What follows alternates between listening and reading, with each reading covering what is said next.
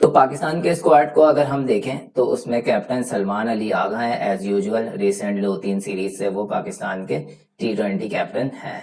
Then उसके बाद Salman Ali Agha captain है जो कि एज एन ऑलराउंडर टीम में खेलते हैं। समटाइम्स जब ज़रूरत होती है वो T20 या वनडे में जो है वो बॉलिंग भी करते हैं। लेकिन फिलहाल मैं आपको ये बताता चलूं कि T20 के हवाले से सलमान अली आगा की फॉर्म बहुत ख़राब चल रही है। रिसेंटली एशिया कप में भी आपने देखा होगा कि उन्होंने बिल्कुल भी अच्छा परफॉर्म नहीं किया था। ऐसा देखने में आ रहा है कि वो कैप्टनसी का प्रेशर बर्दाश्त नहीं कर पा रहे हैं, जिसकी वजह से उनकी बैटिंग पे इफेक्ट हो रहा है। इवन दो कि वो वनडे और टेस्ट मैचेस में बहुत अच्छा परफॉर्म कर रहे हैं। श्रीलंका के खिलाफ जो पहला होने वाला ओडीआई में उन्होंने सेंचुरी भी स्कोर की थी।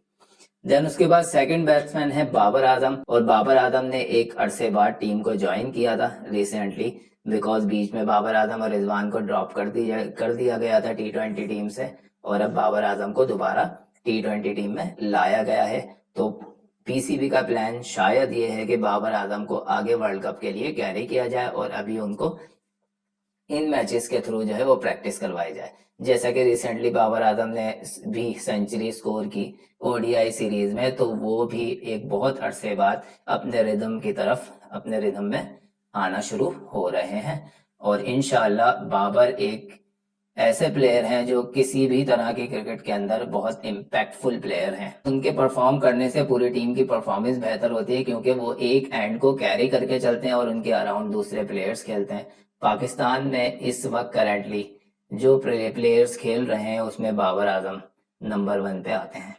देन उसके बाद तीसरे नंबर पे हैं फ़खर जमान। फ़खर जमान भी T20 के एक बहुत डेडली प्लेयर हैं। रिसेंटली फ़खर जमान को जो है वो T20 में नहीं खिलाया जा रहा है, क्योंकि उनकी पोजीशन जो है वो कंफर्म है कि उन्होंने T20 वर्ल्ड कप खेलना ही खेलना है। तो पाकिस्तान ट्रायल के तौर पे उनकी रिप्लेसमेंट में दूसरे प्लेयर्स को ट्राई कर रहा है। Saim Ayub again a deadly player, वो भी कंफर्म है कि हमारे T20 वर्ल्ड कप में आगे खेलेंगे और कल भी लाजमी उनका खेलना होगा। देन उसके बाद अब्दुल समद के बारे में मैं बताऊंगा। रिसेंटली आपने हांगकांग में होने वाला सुपर 6 टूर्नामेंट देखा होगा, तो वो टूर्नामेंट देखने के बाद हर एक को अंदाजा हो गया होगा कि अब्दुल समद कितने कैपेबल हैं T20 क्रिकेट के हवाले से, और उनकी जगह इस टीम में बनती है या नहीं बनती है। अब्दुल समद कहीं ना कहीं हसन नवाज का किरदार अदा कर सकते हैं आगे, क्योंकि हसन नवाज को बहुत ज्यादा मौके दिए जा चुके हैं और वो किसी भी तरह से परफॉर्म नहीं कर पा रहे। तो मेरा तो ये मानना है कि उन्हें जाकर डोमेस्टिक क्रिकेट अभी साल 6 महीने खेलना चाहिए और सीखना चाहिए कि किन सिचुएशन में किस तरीके से बैटिंग की जाती है। हर एक बॉल पे जो है वो आप 6 मारने की कोशिश करेंगे तो यही होगा जो उनके साथ रिसेंटली हुआ है। अब्दुल समद के बाद मोहम्मद नवाज, इनकी बात करने की तो ज़रूरत ही नहीं है, जितना अच्छा ये रिसेंटली परफॉर्म कर रहे हैं अपनी बॉलिंग, फील्डिंग और बैटिंग तीनों के अंदर जो है बहुत अच्छे तरीके से परफॉर्म कर रहे हैं। जिसके अंदर बॉलिंग में समटाइम्स इनको विकेट मिलती हैं, बहुत इकोनॉमिकल रहते हैं, साथ साथ फील्डिंग में इनके कैचेस जो है वो देखने वाले होते हैं, और बैटिंग में ये एक क्विक फायर 30-40 जो है वो बहुत 15-16-20 बॉल्स पे जो है वो बनाते हैं और पाकिस्तान को एक अच्छी पोजीशन में लेके आ जाते हैं।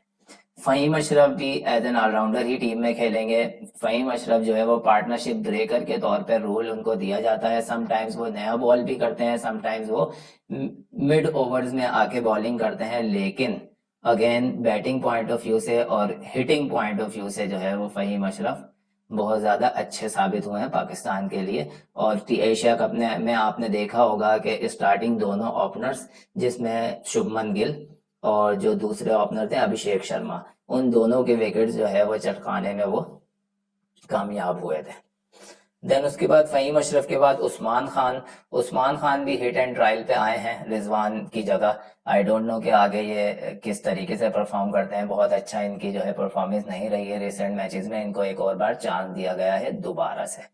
उस्मान खान के बाद जो है वो साहिबजादा फरहान, जो अभी तक as an opener Pakistani team में खेल रहे हैं और साइम के साथ ओपनिंग करते हैं। इंडिया के खिलाफ एशिया कप में बहुत अच्छा परफॉर्म किया है।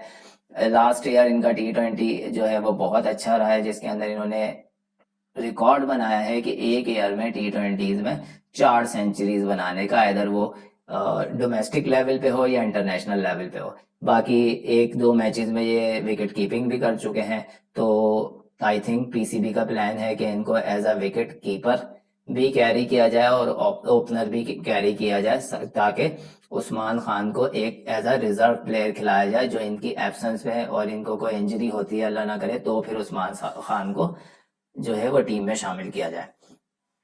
उसके बाद शाहीन शाह अफरीदी और वनडे कैप्टन, और इनकी को तो नेगोशिएट किया ही नहीं जा सकता, और स्टार्टिंग में ही इस फर्स्ट ओवर में विकेट लेने वाले जो है वो दुनिया में चंद ही बॉलर्स हैं जिसमें टॉप पे शाहीन अफरीदी का नाम है।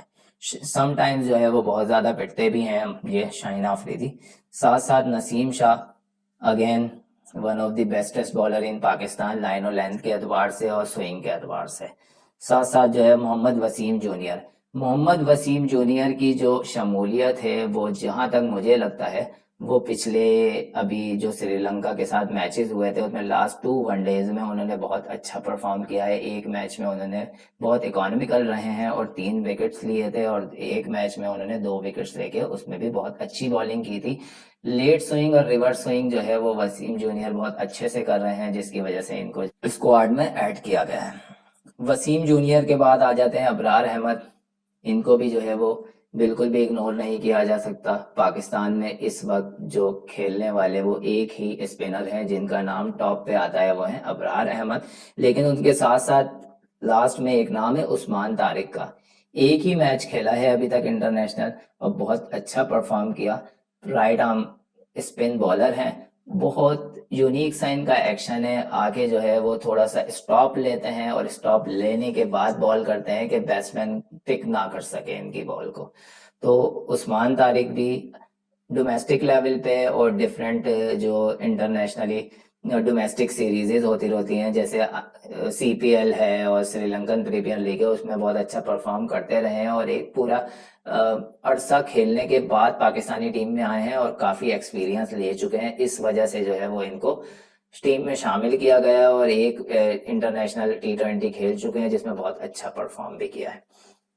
मोहम्मद सलमान मिर्जा 2 मैचेस खेले शाहीन अफरीदी के एब्सेंस में और शाहीन अफरीदी की कमी को पूरा किया।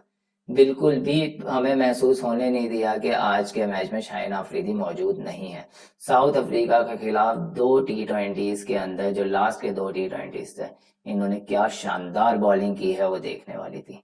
ये था पाकिस्तान का स्क्वाड, और आई थिंक इसी स्क्वाड में से कुछ प्लस माइनस होके जो है वो प्लेयर्स आगे वर्ल्ड कप की तरफ मूव करेंगे। ये हिट एंड ट्रायल है, इस वक्त जो है वो प्लेयर्स को इन भी किया जाएगा, आउट भी किया जाएगा और फाइनल 11 तैयार की जाएगी।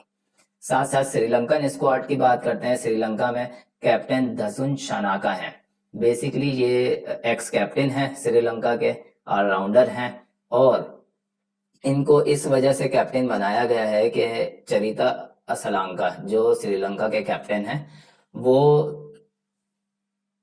फिलहाल जो है वो बीमार हैं, जिनकी एब्सेंस में जो है वो दसुन शनाका कैप्टनसी करेंगे और असलांका के आने के बाद वही कैप्टनसी को अपने हाथ में लेंगे और Dasun Shanaka as a team player फिर टीम में खेलेंगे।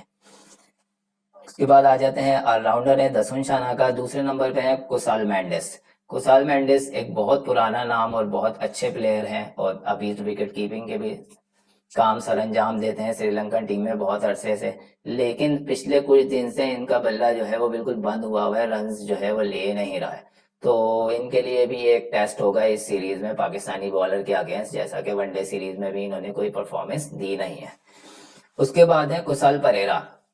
ये भी विकेट कीपिंग के काम सरंजाम दे सकते हैं और एक बहुत ही जबरदस्त प्लेयर हैं। जयसूर्या स्टाइल है इनका और उसी तरीके से खेलते हैं, कभी भी अपने गेम को जो है वो स्लो नहीं करते। जैसा कि पाकिस्तान में फखर जमान है, वैसे ही कुशाल परेरा जो है वो एक पुराने और बहुत जाने माने खिलाड़ी हैं श्रीलंका के। उसके साथ पथुम निसांका भी जो है एक बहुत डेडली प्लेयर हैं और साथ साथ बहुत समझबूझ के साथ खेल सकते हैं। ऑल दो वनडे सीरीज में पाकिस्तान के अगेंस्ट बहुत अच्छा परफॉर्म नहीं कर सके, हर मैच में उनको स्टार्ट जरूर मिला, 20-30 करने के बाद जो है वो आउट हो गए, आगे उसको कैरी नहीं कर सके और एक बड़ा स्कोर नहीं कर सके। उसके बाद आ जाते हैं कमिंदू मेंडिस। ये भी ऑलराउंड परफॉर्मर हैं, बहुत अच्छा लेफ्ट हैंडेड बैट्समैन हैं। समटाइम्स जो है वो इतना बेहतर खेलते हैं कि ऐसा लगता है कि श्रीलंका में इनसे बेहतर कोई प्लेयर है ही नहीं। टेक्निकली बहुत साउंड है, लेफ्ट आर्म बॉलर भी हैं, तो इन पे भी नजर होगी। देन उसके बाद भनुका राजापक्सा, ये प्लेयर जो है जिनके ऊपर आई होगी पाकिस्तानियों की और जिम्बाब्वेंस की।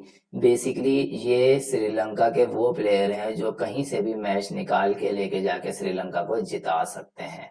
उसके बाद है जनित लियानागे। जनित लियानागे को हमने वनडे सीरीज में देखा, बहुत अच्छे कैपेबल ऑलराउंडर हैं, बैटिंग बहुत बेहतर करते हैं, बॉलिंग में भी अपने जोहर दिखा लेते हैं, लेकिन बैटिंग पॉइंट ऑफ व्यू से इनकी टेक्निक बहुत अच्छी है और बहुत बेहतर खेलते हैं। ऑलराउंड परफॉर्मेंस है। वनिंदु हसरंगा, इनकी बात इग्नोर की ही नहीं जा सकती, बिकॉज हसरंगा ने जो है वो पाकिस्तान के खिलाफ अभी भी बैटिंग अच्छी की, हमेशा बैटिंग भी अच्छी करते आ रहे हैं, मेनली जो है वो डोमिनेट करते हैं ऑफ साइड प्ले के ऊपर, और बॉलर बहुत कमाल के हैं। उसके बाद महेश तीक्षाना, उसके बाद हैं दुष्यंत हिमांता, ये एक नए स्पिनर हैं, इनको देखा जाएगा आगे ये श्रीलंका के साथ इस सीरीज में खेलते हैं या फिर बेंच पे बैठते हैं। दुष्मांता चमीरा, श्रीलंकन फास्ट बॉलर, तकरीबन सारे ही मैच खेलेंगे जहां तक मैं जानता हूं, अगर इंजरी ना हुई, क्योंकि बहुत क्लास के बॉलर हैं, आईपीएल में भी खेलते हैं। नुआन तुषारा, ये भी फास्ट बॉलर हैं, ये भी अच्छे बॉलर हैं, लेकिन ये ऑन एंड ऑफ रहने के चांसेस हैं, इतने अच्छे नहीं है कि कंटिन्यू सारे मैचेस के लिए परफॉर्म करेंगे तो फिर आगे चलेंगे। ईशान मलिंगा, लास्ट ओडीआई पाकिस्तान के खिलाफ खेला था इन्होंने, उसमें बहुत अच्छा परफॉर्म नहीं कर सके, बहुत शॉर्ट रन अप से बॉलिंग करते हैं, लेकिन 140 प्लस करते हैं। श्रीलंका के कुछ ही बॉलर्स हैं जिसमें से ये मलिंगा जो बॉलर है ये 140 प्लस की स्पीड से बॉल फेंकते हैं। उसके बाद आ जाते हैं कामिल मिश्रा, ये बैटर हैं, ये जो है वो ओपनिंग कर रहे थे ओडीआई के अंदर, बहुत अच्छी टेक्निक है, अच्छे खासे स्टार्ट्स भी लिए पाकिस्तान के खिलाफ अभी ओडीआईस के अंदर, लेकिन उनको आगे जो है वो बड़ी इनिंग्स तक नहीं लेके जा सके, तो माइट भी ये विकेट पे खड़े हों तो बहुत अच्छे रन कर सकते हैं।